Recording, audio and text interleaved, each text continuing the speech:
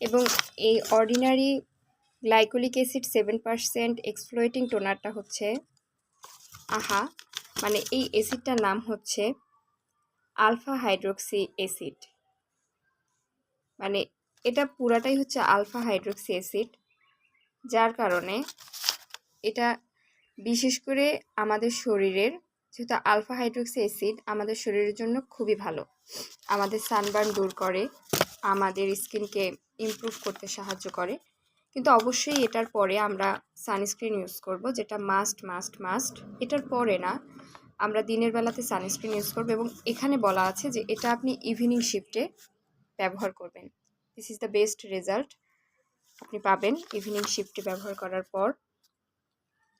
এবং তার আগে অবশ্যই ক্লিনজিং ব্যবহার করবেন। যেহেতু এটা এক্সফ্লোয়েটার, তো আমি সাজেস্ট করব যে এটা আপনি বেসিক স্কিন কেয়ার ফার্স্টে করার পর কিছুদিন 1 মাস 2 মাস বা টানা 1 বছর করার পর তারপর এটা ব্যবহার করেন। কারণ এক্সফ্লোয়েটার হচ্ছে বেসিক স্কিন কেয়ারের পরবর্তী টাইমে এটা ব্যবহার করতে হয়, মানে স্কিনে নেওয়ারও একটা টাইম থাকে।